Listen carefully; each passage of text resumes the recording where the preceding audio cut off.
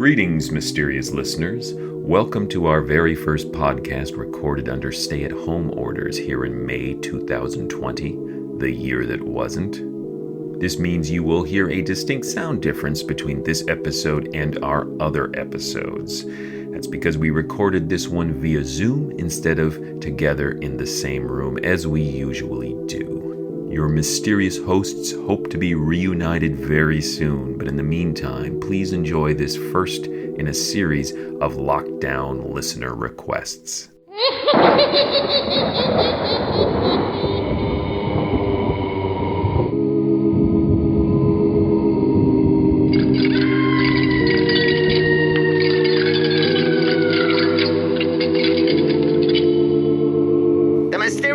Radio Listening Society podcast.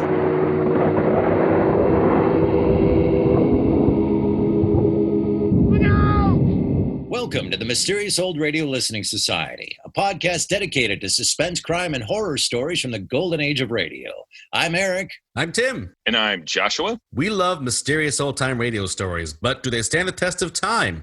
That's what we're here to find out. Today we return to the listener library for a suggestion from two of our mysterious listeners. Marc writes, "Are you familiar with Ancient Sorceries written by Algernon Blackwood and presented by Escape? I heard it for the first time a number of years ago when I first started listening to radio drama.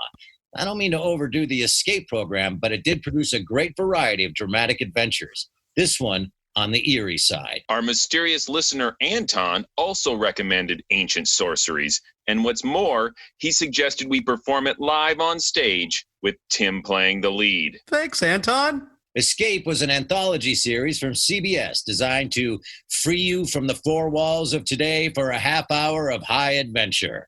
No locale was too exotic, no adventure too dangerous, no escape too narrow. In 1947, Radio Life magazine praised the quality of Escape scripts, declaring, "These stories all possess many times the reality that most radio writings convey." From its debut in 1947 to its final broadcast in 1954, Escape produced 230 episodes, including two tales by Algernon Blackwood, Confession, and the story you're about to hear, Ancient Sorceries. Algernon Blackwood was a prolific English writer best known for his supernatural tales of terror and metaphysical awe. Noted horror writer H.P. Lovecraft considered Blackwood a genius, citing his skill in communicating, quote, overtones of strangeness in ordinary things and experiences. Although chiefly known for his ghost stories, Blackwood wrote in many genres, including detective stories, children's fiction, and mystical novels exploring humanity's place in the grand scheme of the cosmos. Ancient Sorceries was first published in the 1908 collection John Silence, Physician Extraordinary. The stories in the collection are linked by the presence of supernatural investigator John Silence, a medical doctor who also happens to be a clairvoyant and master of the occult. Blackwood's John Silence stories combine elements of the weird horror genre with Holmesian narrative structure to create a literary hybrid perfectly suited to the tastes of turn-of-the-century readers. In Ancient Sorceries, Silence appears only briefly as part of a framing device. This is likely why scriptwriter Les Crutchfield chose to replace the character of Silence with a nameless psychiatrist.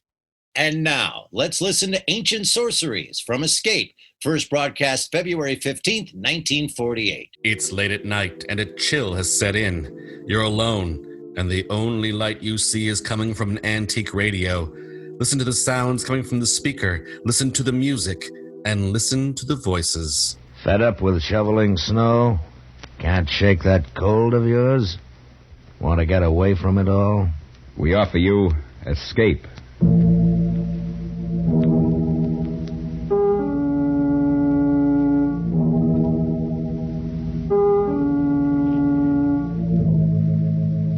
You were alone in a remote village on the Welsh border, surrounded by silent townspeople who were watching and waiting for you to decide to lose your soul.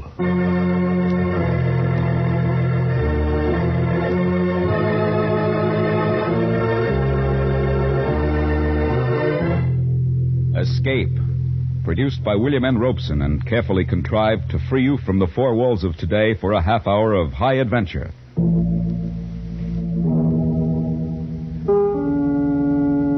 Today we escape to a remote section of Wales, and a strange village between two worlds, as Algernon Blackwood described it in his eerie story, Ancient Sorceries.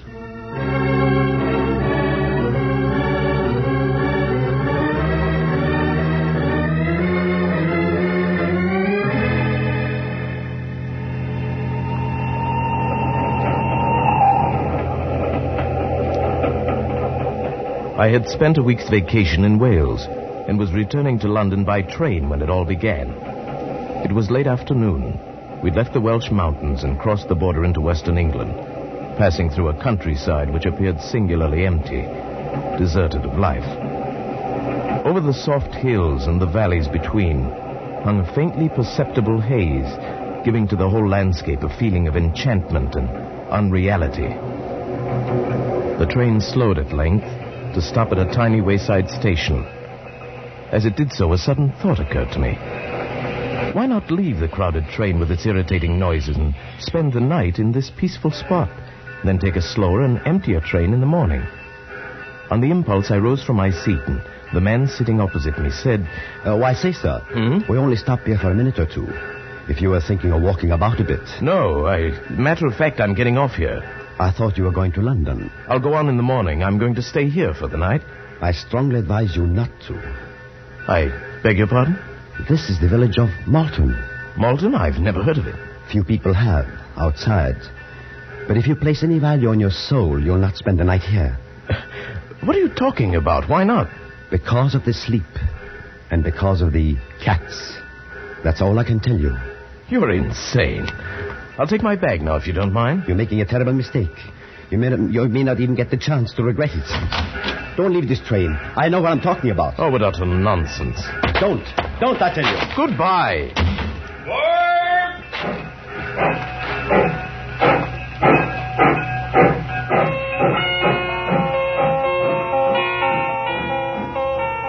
I stood there on the embankment as the train pulled away. What was the matter with the man, anyway? Cats, sleep. His words made no sense. I picked up my bag and started walking up the long hill toward the village, and suddenly, for no reason at all, I shivered.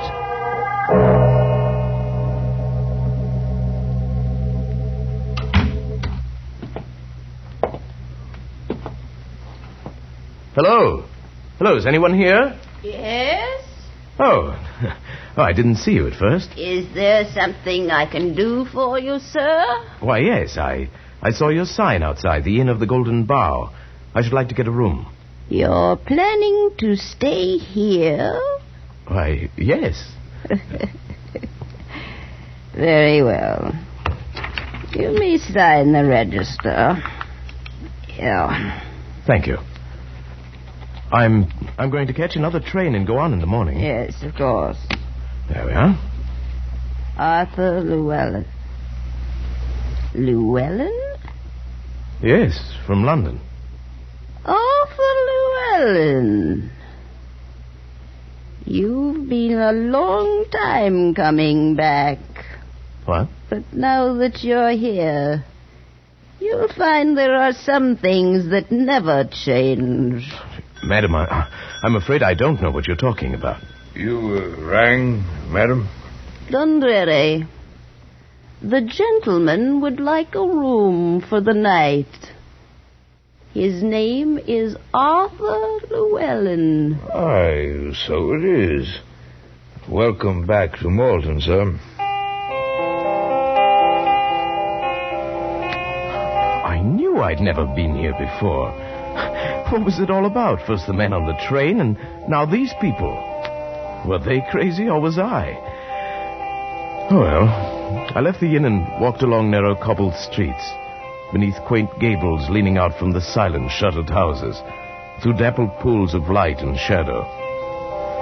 As I walked, it gradually dawned upon me that the village of Malton was centuries old, older than any town in England ought to be. And the people I passed now and then were dressed in the fashion of another day. They paid no attention to me, went silently about their own business. Yes, that was it. That's what I'd been noticing.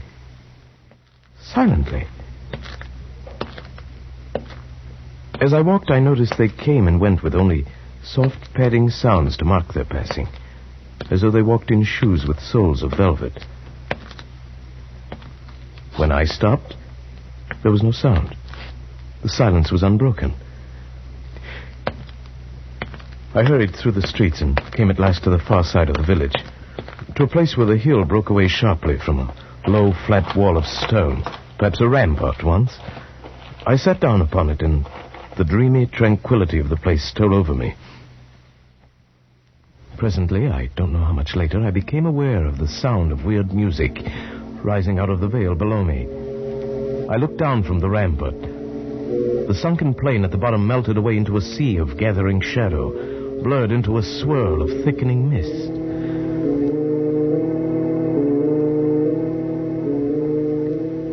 I thought of dead trees swept by the night wind, of animals with half-human voices singing to a white moon, of the wailing of cats on the roof tiles at night, of unearthly creatures far off in the sky calling to one another in chorus. I felt my heart beat faster and faster, felt the vague stirrings of some urge inside of me trying to answer the awful call of that music. I fought against the feeling, fought against myself. And even as I did, I found I was staring down into that valley, peering desperately into the dark mist, trying to see I don't know what. And then suddenly,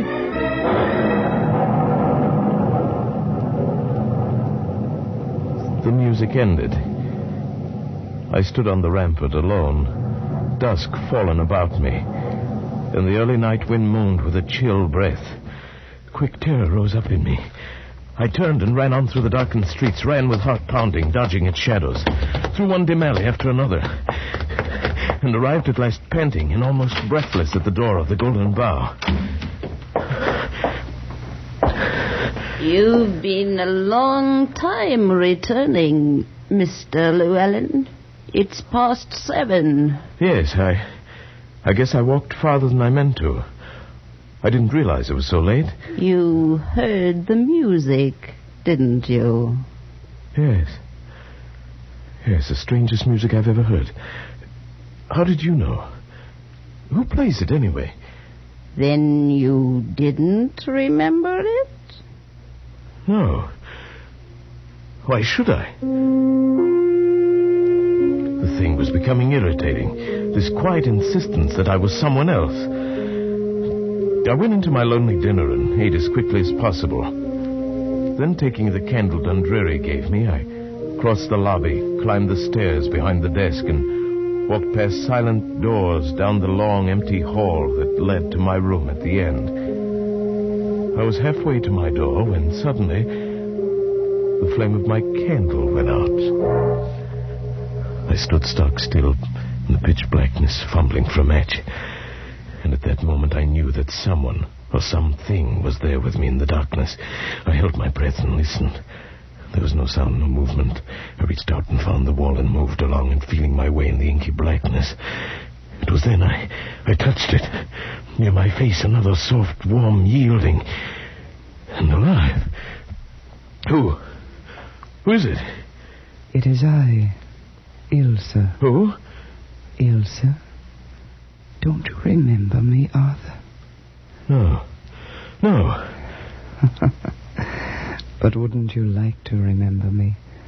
Don't you want to see me again? To look at me? No.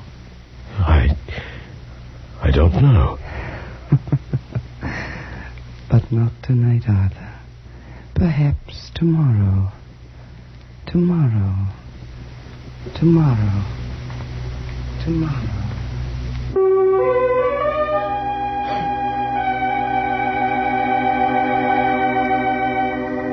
I stumbled blindly through the door of my room and shut it behind me. I lit the candle and flung myself across the bed. The room was small, with one shuttered window, and the light of the flame flickered on the walls and ceiling. I stared at the hand that had touched her out there in the dark hall. I lifted it to my face and smelled the barbaric scent that still clung to my fingers. It was evil and maddening. The candle sputtered and burned, and the melted minutes dripped away. Who was I? Who were these people? Who was Ilse?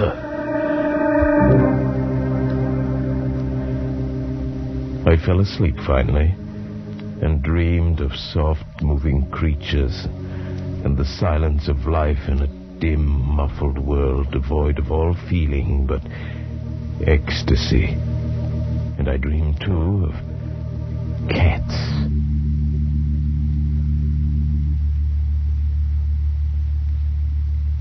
You slept quite late this morning, Mr. Llewellyn. Morning, Dundreary. I felt as though I'd been drugged. The night air here in Malton is very conducive to sleep. I'd meant to catch the morning train to London. Now it's too late. What a terrible shame. Yes. Oh, by the way, Dundreary. Yes, Mr. Llewellyn? I mean, I was wondering if you'd know anyone by the name of Ilse. Ilse happens to be my daughter, Mr. Llewellyn. Oh, I didn't hear you come in.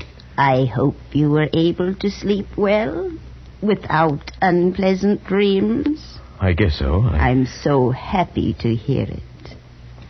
Perhaps then you may decide to stay with us for a long time. That's very kind of you. No, it's not kindness, Mr. Llewellyn. But all of us are hoping that you may decide soon. Decide? Decide what? It was no use. None of them would answer my questions. They seemed to think I should know already. I left the inn as soon as I'd eaten, walked around the streets of the village. I began to notice I was never completely alone. If I turned down an empty street, someone always stepped from a doorway or entered from the opposite end. Wherever I went, within 5 minutes, a dozen people were strolling near me. And I realized these people were watching me tensely, as a cat watches a mouse or another cat.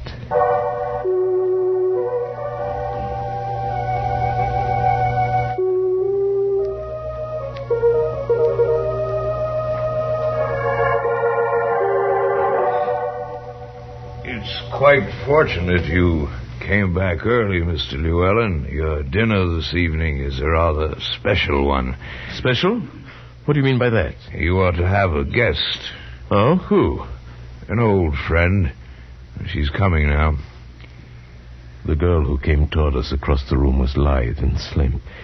She moved with the sinuous grace of a young panther. She was lovely, exotic, and terrifyingly beautiful. May I present Mr. Arthur Llewellyn, Miss Ilse? He's been with us for 2 days. Yes, I know. My mother told me. May I sit down, Mr. Llewellyn? Oh, yes, please do. Here, permit me. Thank you. You may serve us, Dundreary. Thank you, Miss Ilse. Then, you're Ilse? Yes. Don't you remember me, Arthur? From last night. It was you last night, wasn't it? Yes, and other nights. Can't you remember all the other nights? No. Then we shall have to try that much harder. It's been such a very long time. Please, Ilse. What is it all of you talk about? I don't understand any of it. You will, Arthur.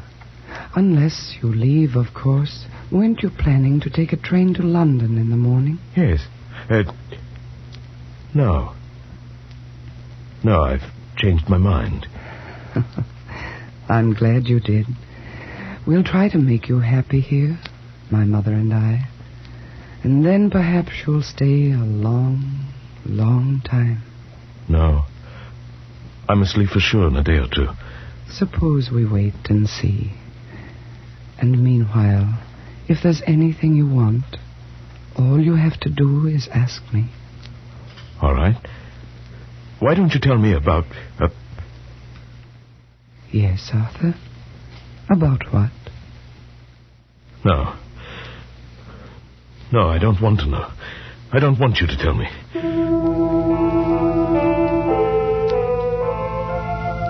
Suddenly I realized I was afraid to know. I was afraid.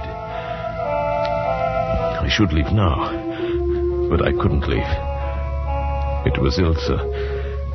She attracted, repelled, fascinated, and horrified me, all in single flashes of blasting emotion.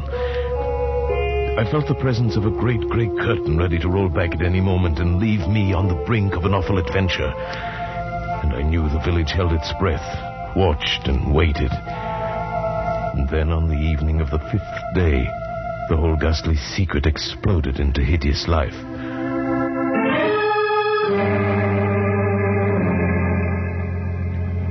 After dinner, Ilse had asked me to walk with her. It was the first time I'd been outside the inn after dark. We walked through the village in the moonlight, saying very little, and came finally to the stone rampart above the sunken plain. We were quite alone. Look, Arthur. It's a full moon tonight. Do you know what that means? Yes. It means I can see more clearly how beautiful you are. Do you really believe that? Do you think I'm beautiful? Like a soft, sleek leopard in a warm jungle of shadows. But wait, I'll see you even better in a moment. Arthur, what are you doing? These dry leaves by the wall. They'll make an excellent bonfire. There. There, you see? No. No. What's wrong? The fire. No, Arthur, put it out. All right, Ilse. Don't worry, it's all right. There. Didn't even get a chance to get started. There, you see, it's out. Yes, I see. Why did it bother you so much? Don't you remember the fire? No. What fire? No. Don't talk of it. Look at me instead. Look at me, Arthur. Yes, Ilse? Arthur, do you love me? Yes. Yes, Ilse, I love you. I'm glad. That means you'll come back to us then.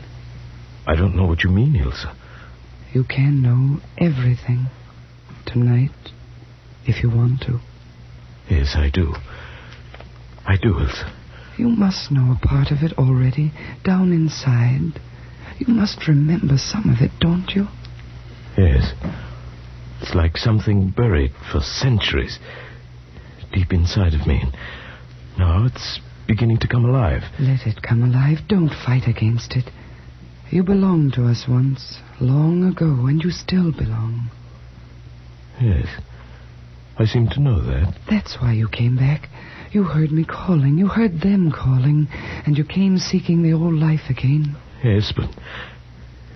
Ilse, I'm afraid. Are you afraid of me? Look at me. Ilse... Will you live the old life again? With me tonight? Yes. Yes. Oh, I've known that you would, because I own you, Arthur. You belong to me, and I want you to come with me. I shall never let you escape from me again. Yes, yes. Go back to the inn, then. Wait for me, Arthur. I shall come for you. Tonight.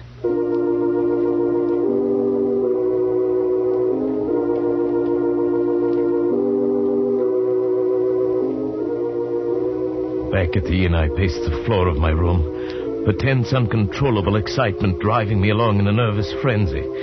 The dry crypt of the memory had broken open, and all the things I'd hidden away for centuries poured into my consciousness. I knew now why I'd come here. I knew what I was going to do. And I knew that I was lost. I sensed the rising stir of movement throughout the inn, and outside in the courtyard below my window. I knew what to expect when I threw open the window. From every window of the inn and from those of the houses about the court were leaping great monstrous beasts with soft dark fur and eyes that gleamed with eerie phosphorescence. Cats of human size. This was the secret of Molten. Lycanthropy. The witchcraft of centuries long dead and buried. The half-human cries floated up to me, and the moon cast their dark shadows on the ground as they padded across the courtyard and vanished through the narrow streets of the village, heading for a hideous rendezvous. This is what I'd been. This is what I wanted to be now. I scarcely heard the door of the room open behind me. Are you ready, my love? Shall we join them? Ilse. Here, Arthur. The sacred balm, made of vervain and mistletoe and blind things out of the sea. Remember? Yes. Yes, I remember. Take it. Use it. We'll change now. Transform. Leap from the window and join them. Lead us again, Arthur. Yes. But not here, Ilse. Not yet. Wait until we get there. Then we'll change. If you wish. Come then, Arthur, to the stone wall above the grove. That's where we'll change, on the stone rampart.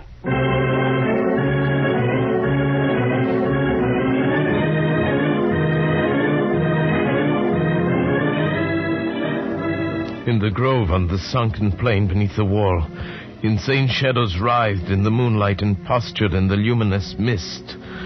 1,000 of the devil's own were dancing in an unearthly music born from the harmony of the black sacrifice, crying out in delirious abandon, calling to the thing that now lived inside of me and struggled screaming in my skull, trying to answer them back.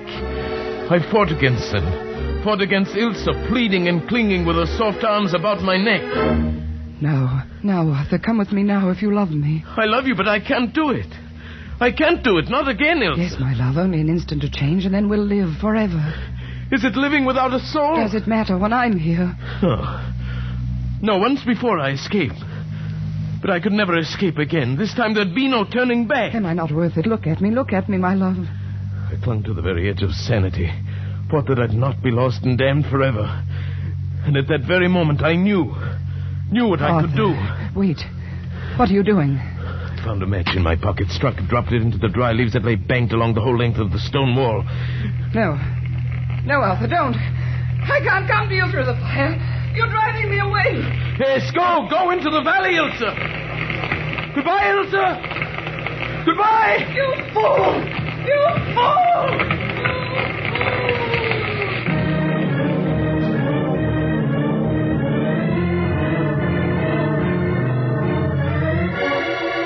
I turned from the wall of flame that for a few minutes would shut me off from the valley, ran through the moonlit streets, not back toward the inn of the Golden Bough, but down the long road that led away from that cursed village of Malton.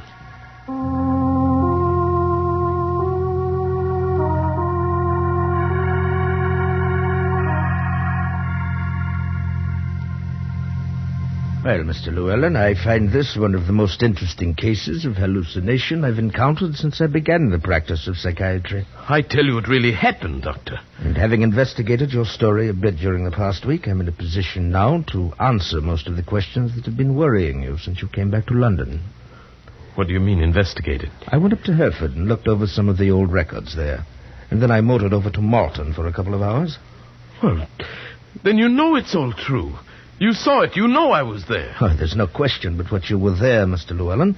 The lady who runs the inn showed me your name in the register. Said you'd left quite suddenly without taking your luggage or paying your bill. She was really quite put out. I see. Well, what about the records, Doctor? The ones you spoke of? I think they really explain the whole thing, Mr. Llewellyn. It seems that during the 14th century, the village of Malton became a kind of headquarters in that part of the country for the practice of witchcraft. Yes. Go on. Numerous trials were held there in the late 1300s, and a great many men and women were convicted of sorcery and burned to death. Yes. In the records of a trial in 1372, I found the name of an Arthur Llewellyn and of Ilse and her mother. That proves it, then. It proves a clear case of hallucination. You knew that story before you went there. Not consciously, but somewhere down in your latent memory. I knew nothing of it before. That man was an ancestor of yours. The story must have been known in your family. When you arrived in Malton, accidentally, the association of the name just pulled the trigger, and your imagination did the rest. But, Doctor, my parents died when I was 4. I've never been around any of my family. No matter. You see, a childhood memory is amazingly persistent at times. Yes. Yes, I suppose it is.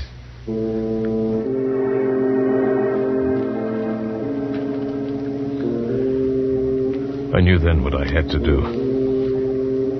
The only thing I could do. There'd be no use in talking further with the doctor. He'd find some phrase of science to cover everything. He'd even try to explain away the mark I still carried across my shoulder, where Ilsa had thrown her arm about me in those last mad minutes on the rampart. A mark that was covered with a soft gray fur, like the fur of a cat.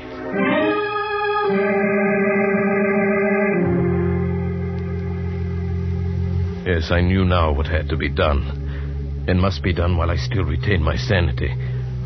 One last act, final and irrevocable. An act that begins by walking into the railway station at Charing Cross.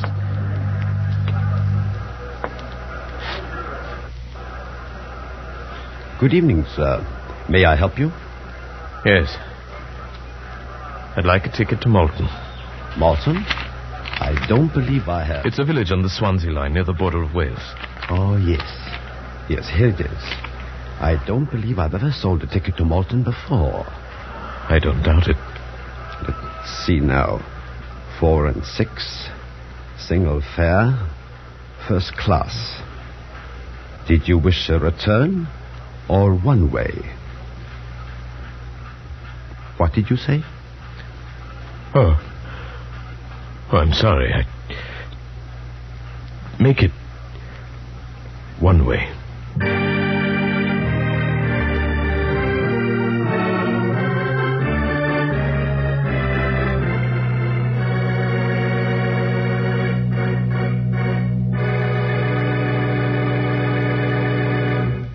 Escape. Produced by William N. Robeson and directed by Norman MacDonald, today brought you Ancient Sorceries by Algernon Blackwood. Adapted for radio by Les Crutchfield, with Paul Frees as Arthur Llewellyn, Kay Brinker as Ilsa, Anne Morrison as Madam, and William Conrad as the Doctor. Music is conceived by Cy Fewer with Eddie Dunstetter at the console. Next week... After you've had a hard day at the office or bending over a hot stove, next week at this time, when your problems seem too much for you, we offer you escape.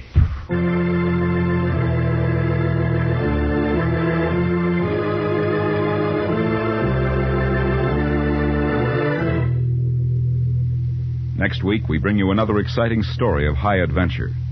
Goodbye, then, until this same time next week, when once again we offer you Escape.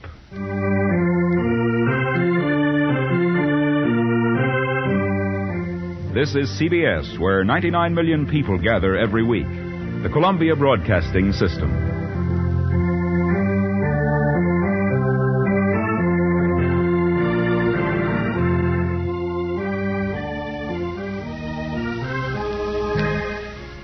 That was Ancient Sorceries from Escape here on the Mysterious Old Radio Listening Society podcast. Once again, I'm Eric. I'm Tim. And I'm Joshua. That was a listener request that came to us from a couple of different listeners. And thanks to both of you for your suggestions, especially the suggestion that we do that live on stage. I'm not sure I understand why Tim gets to be the lead, but okay. Because I'm awesome. Well, yes, but I think there should be some kind of audition process, perhaps. No, I think that actually would be a great choice. And speaking of the lead, I just want to get this out there. That's Conrad, right? Paul Frees. I fell for it too, but yeah. Okay, so that is Paul Frees doing an impression of William Conrad, who in turn is doing an impression of Orson Welles. Yes. Yeah, I didn't hear William Conrad in there, but he does. Frees, particularly when he's doing that transatlantic accent, sounds a lot like Orson Welles. Yeah, doesn't he? Like, the script itself is written like Orson Welles wrote it. That kind verbose. Of yeah, verbose. Bloviating. Yeah, it's very stylized. Well, William Conrad was in it. He did the announcer, and he plays the psychiatrist at the end. Yeah, and I don't know why I didn't go, oh, Paul Frees, that wasn't William Conrad, because I'm lazy. So I just went, well, I listened to it, I'm done. But I did hear the name Paul Frees and thought, why? There was no parrot. I didn't hear a parrot or any kind of animal sound other than the cats. Do you think Paul Frees did all the cats? He might have. So we now know when the cat wife died, where she goes. She goes to this town in Wales. Well, this is kind of the third in an audio triptych we have created featuring sexually rapacious women who transform into cats. Starting with Cat Wife and then the Queen of Cats and ending with this, which, spoiler, I will say is the best of the three. Yeah. If you're into stories of women turning into cats. Yeah. Which I am. There's no doubt this is the best of the three. However, did you have the moment where you were seeing the cast members from the musical Cats running through the town? There's never that now moment. I do. Thanks for spoiling it. They were standing on their legs, human-sized cats, and I went, oh, it's the Judi Dench.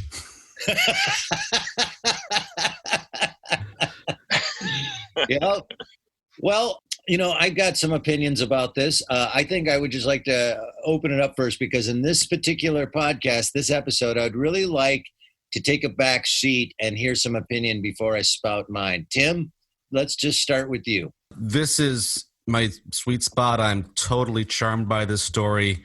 I am culturally, if those of you who would know the name Uren, is Cornish, which is kind of South Welsh. So this is my people's story, my neighbor's people's story, I guess. So the story, the beautiful description of the mist-covered valleys and the strange calling that sort of means something, sort of doesn't, that's all beautiful, and I totally fall for it. Only have a couple small complaints with it. One of it is like, oh, it's cat werewolves. Okay, werecats. And then that kind of is a clunky moment in it, but overall I loved it. Yeah, the description of where they're at is beautiful. And gosh, doesn't it sound great at the top when he says, I'm going to just spend a night in this quaint town? And I'm like, yeah, good idea. Like before, the guy warns him. I'm a sucker for a lot of tropes, and one of those tropes is the cryptic warning from a stranger. Like the train just hires that guy to ride the line. Works for me every time. I love it. Yeah, that guy's job is to sit on the train, and if anybody tries to get off when we stop here, tell them no.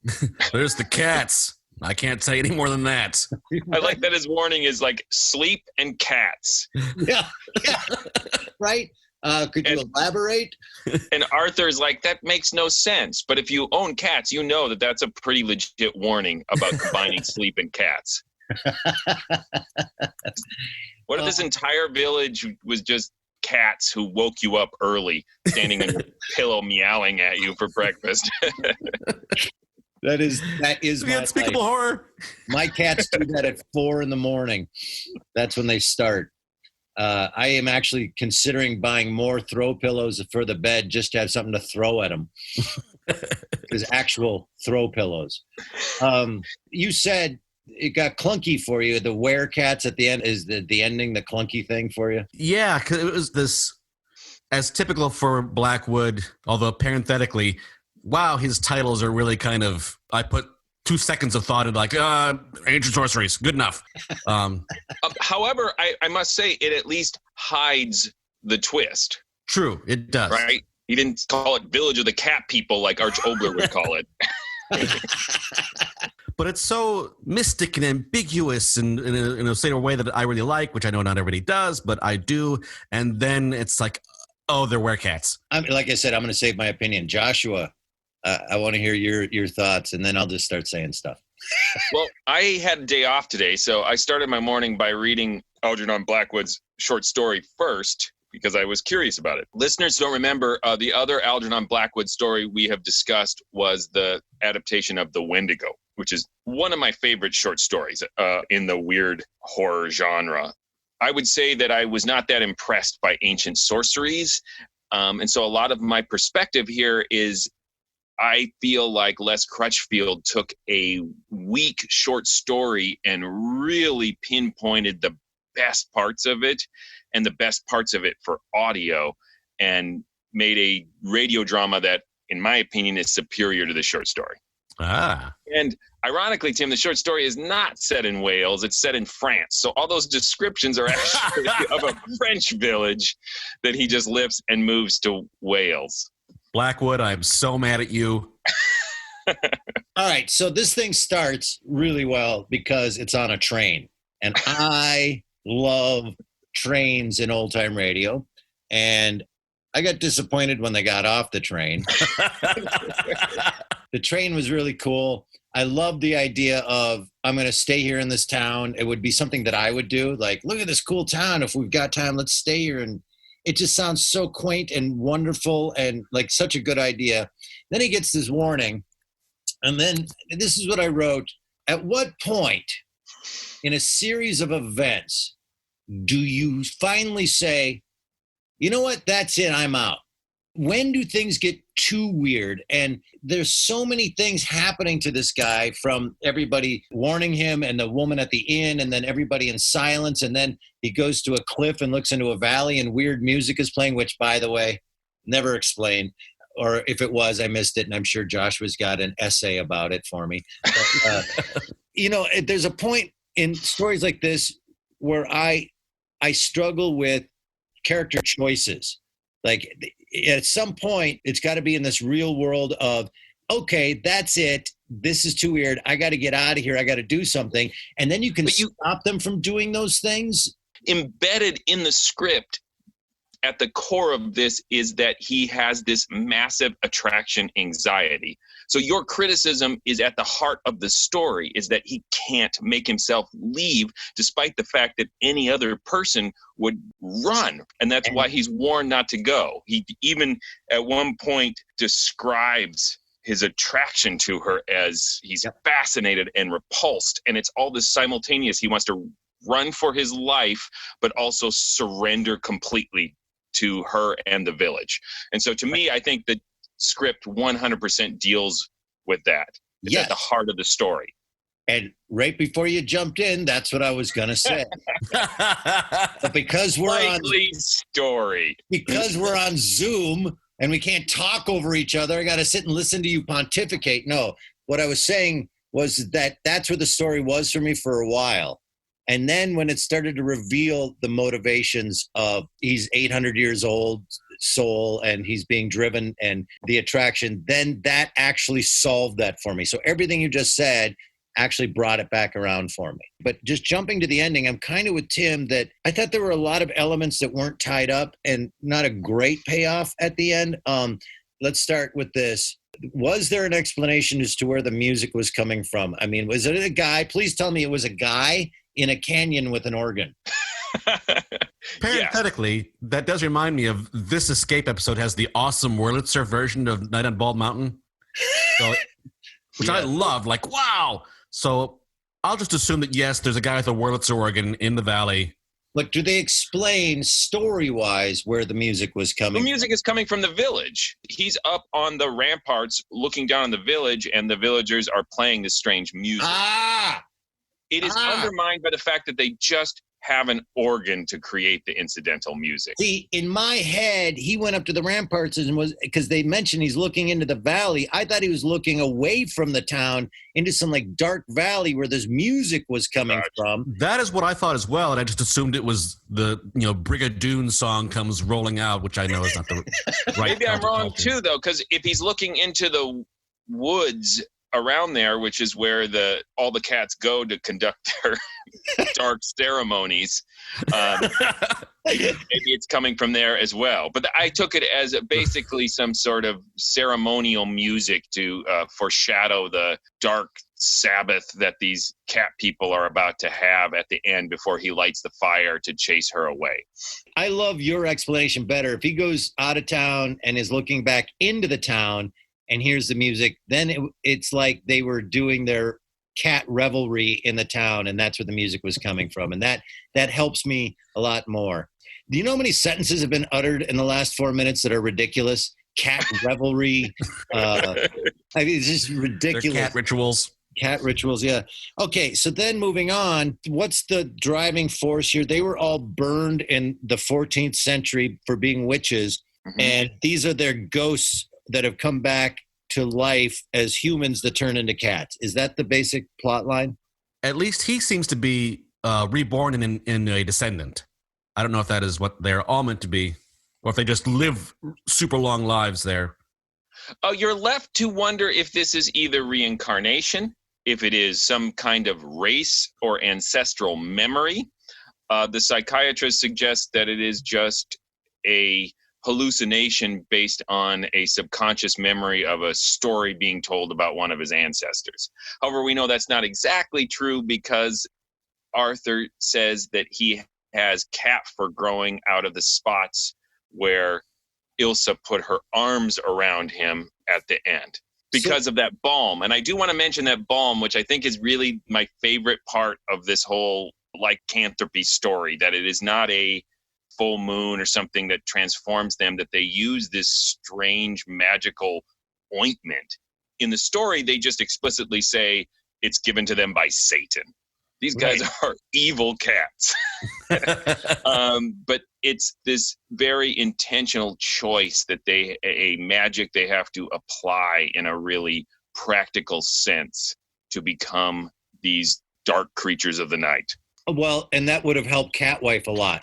Any kind of balm explanation would have helped that story a lot, that, oh, that's how she's doing it. Some sort of lubricant to make it go a little easier. We are 12 years old.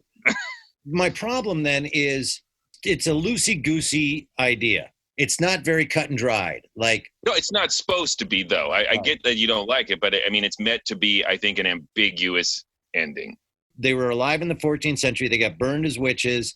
And what they're doing there, why they have a balm, why they are turning into cats, why have they been alive this long? Are they reincarnated? None of that is answered. Where the music's coming from, and what you're saying is that's part of the charm of this, is that it's all a bunch of unanswered loose ends that are supposed to be scary. Is that correct? That's being Welsh. That's what that is. That's the charm of the Welsh. Yes. But is that basically the idea behind the story, is that you're not supposed to know all these answers? I think so. I think you're supposed to make guesses. I think there are versions that have more evidence in the story that you could argue that they do live a long time, that they are using dark magic to keep themselves alive. There is the dark appeal of this magic, but at one point Arthur says, is it worth living forever without a soul? So the suggestion is that perhaps they have lived a long time or lived through reincarnation from generation to generation, but at a cost. And so if you listen to that, that's what gives the ending a little bit of power, is that he has completely surrendered to this, and he's basically going to return to the village and give up his soul. I do think, though, that there is some amount of this that is ambiguous in a way that I like, and some amount of it that is inconsistent in a way that I have to pick at a little bit. Because when I went back and listened a second time, and he goes, and the lady at the hotel says, "Oh, you've been away a long time." Like, that's a mysterious thing to say, and it's fun and ambiguous. But then when you know, like, because he was burned centuries ago, that's a weird thing to say to someone who was burned centuries ago. That's like, that's not the greeting I'd expect. But she who said that was also burned a long time ago and clearly came back to the village. So he's late by other burned people's standards. And I can't say I know what the actual social interaction would be in that situation. It just seems weird that it's a little casual, given the scope of what this is. So you want to really dig into reincarnation etiquette. Yeah. I feel a little bad on his behalf of, like, if I knew that I was this reincarnated witch, I wish he'd had to be a little more excited about me coming back. The 14th century, they're all burned. There they are. They're burned. They're charred. And then they get up and they go, if we only had some balm. And then they find some balm and they put it on and they become cats. And then they live forever. Is that pretty much? I had to spitball. I'd say they were burned and then they woke up in their children's bodies and got the balm that they already had and just reapplied balm to themselves. You just wrote that. I think at the core, if you need as literal an answer as you're looking for, this is not the story for you. Right. That's what I'm getting at, is I'm more than willing to accept that that is the point of the story. And that's great. But you know me, Pulp Fiction was all about, why didn't you tell me what was in the briefcase? That was stupid. My favorite part of Pulp Fiction. Why would I sit through a whole movie and not be told what's in the briefcase? That's annoying. You know, for me, that's hard if I don't get answers. And I don't know where the organ was coming from and all of that. If that's the intent, I get it. We've been talking about the big picture, the big narrative. What I would like to give this episode credit for is some of the scenes. That's my next on my list, and I'll let you go, but God, it has some beautiful moments.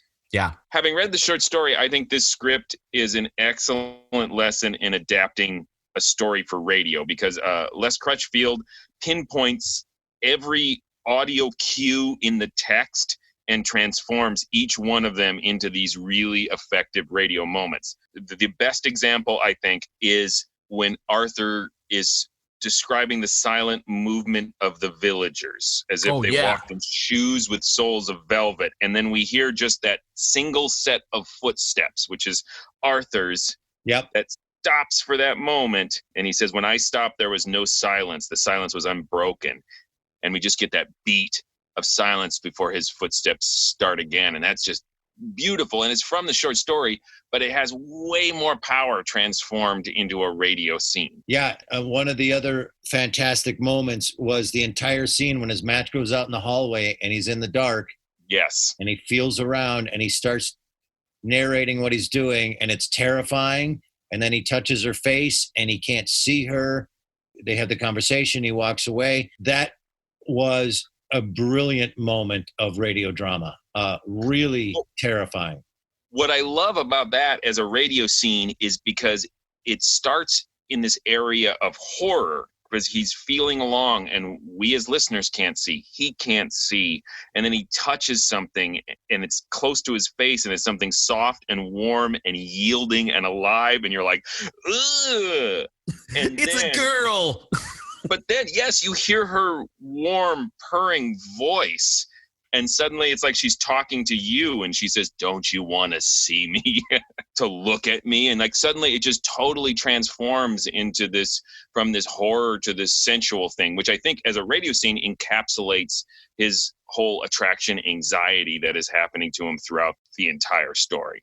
I also like the description when he gets into the bedroom where you can smell the scent of evil on his fingers from touching her. I think that's a beautifully written moment. Beautiful and gross. So again, It has that attraction anxiety thing. Yeah, the scent of evil that clung to her fingers. I do like the barbaric writing. Scent, he describes it as. Yeah. I do like the writing.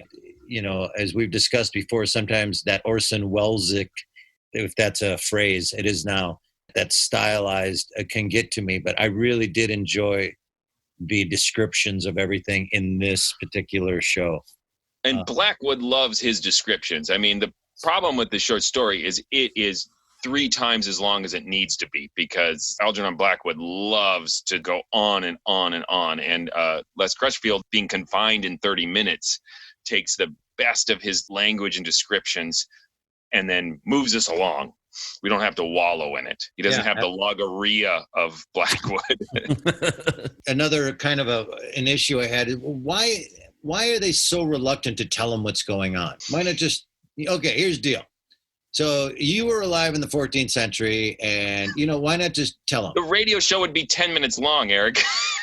Well, you got to come Eric's version is like, he gets off the train. Hey, want to be a cat? Okay. The end. You've got to have motivation for them not telling him, and I didn't find the motivation for them. They're trying to lull him into this, and I do think to a certain extent it's the rhythm of cats, right? They have that idea like, hey, come be with me. No, don't. Oh, I love that assessment. Thank you. That's pretty cool. We have that moment, too, where he asks them that question or stops himself because he doesn't want to know. It goes back to him. They aren't offering up the questions, and he can't bring himself to ask it because he's frightened of the answer. Right. There's this interesting rhythm, too, of what's going to keep him there, if anything, is his love for this woman. And this slow reveal of her, at first he just sort of feels her face and hears her voice. And then he gets to see her face, and a temptation, a person tease. We can cut that out. That's dumb. We're not cutting that out, are we? Nope. Nope. Nope. Nope, that's going to be the tag at the end. All right, gentlemen, any other thoughts about this particular escape episode? Yeah. I just have the one thing of the Welsh dialect is my favorite dialect in the world. I'm a bit of a dialect fanatic. I love to try to speak in dialects, to think about dialects, how they're different. It's a little actor interest of mine.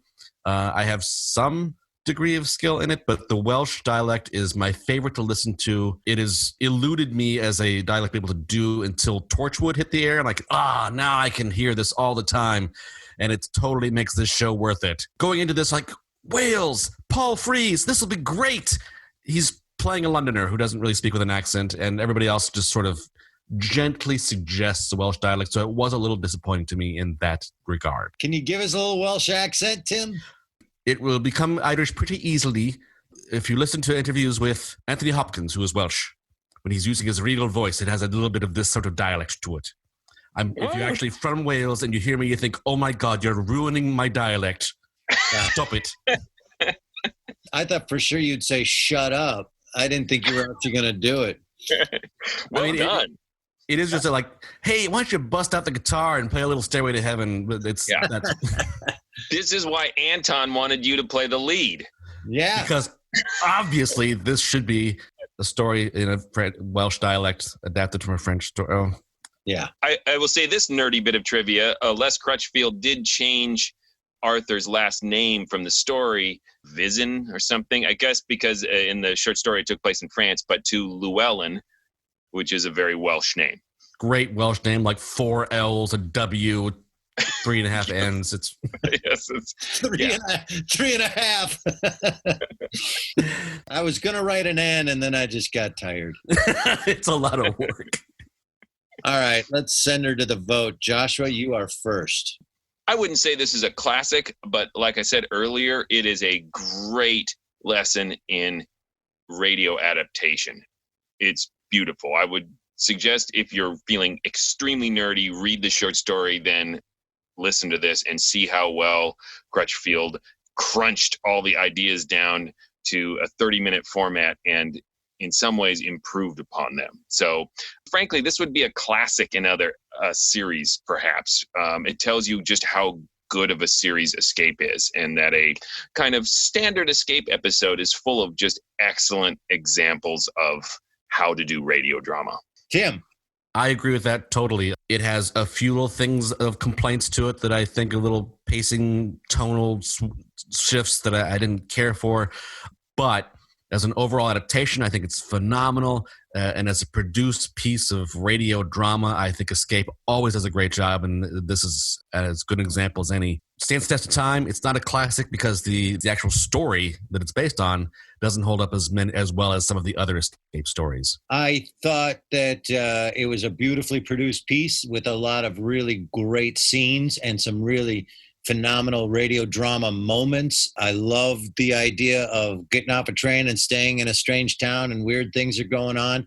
I think it had, as we discussed, too many layers and it didn't wrap it up for me. And so I wasn't totally in love with the storyline. I will agree with all of you and say absolutely stands the test of time, but I will not call it a classic just because it's a little loosey-goosey for me in the plot, and also because it made me imagine the cast of Cats, the musical, walking around a town. And I won't forgive them for that because they were all different bright colors, and it was terrible. All that being said, Tim, tell them stuff. Please go visit ghoulishdelights.com. That is on with this podcast. You'll find other episodes of the podcast there. It's a great way to get a hold of us, too. Thank you again to our listeners for recommending this to us. If you have an episode you want to recommend to us, you can leave comments on episodes. You can link to our social media pages. You can just send us a straight old message. Just let us know if you have anything you'd like us to listen to, and we'll get to it eventually. I usually say right here that you can go to patreon.com/themorals and give us money. But I will recognize that right now we are in the middle of a pandemic. And I think some people are feeling some financial crunches. So instead of asking for money, I'm just going to thank all the patrons who have given us money and continue to support us. Thank you so much. During a tough time, it certainly helps us out, and thank you. Also, as if you're a regular listener, you know that we do recreations live on stage of old-time radio shows, of course, with the recent things that are going on here in May of 2020. We're not able to be on stage, but we have come up with a very unique solution and actually have done one of our online shows. And what we're doing is recording radio shows and playing those live with a live question and answer session afterward. We're doing that at Park Square Theater in St. Paul. Now, we used to say, if you're in town, stop in and see us. But now with this new format, anybody in the world can buy a ticket and go to parksquaretheater.org. Our next show is on May 11th. We have them in June. We have them in July. We have them in August. And as Joshua said in our last show, it was really cool. Everybody is gathering around their radio and listening to old radio shows. So it's kind of cool. It's kind of throwbacky that you buy a ticket and sit with your family and listen to this. So again, we should also say that we are going to be providing links to the recorded version of these shows to our Patreon supporters. So hold off buying tickets if you're a Patreon supporter, because we're going to make that a benefit, because we appreciate your support. So you can get them that way too, just being Patreon. But if you want to get a ticket, go to parksquaretheater.org. That's theater with the R-E, not the E-R. Theater.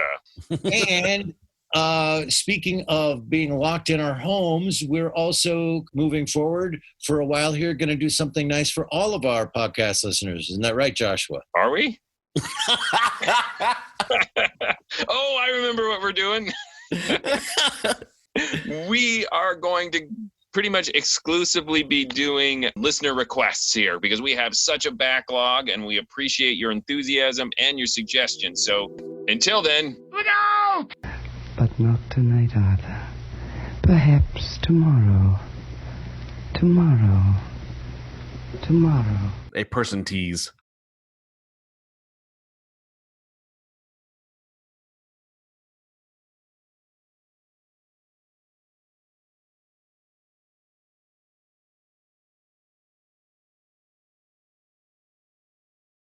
But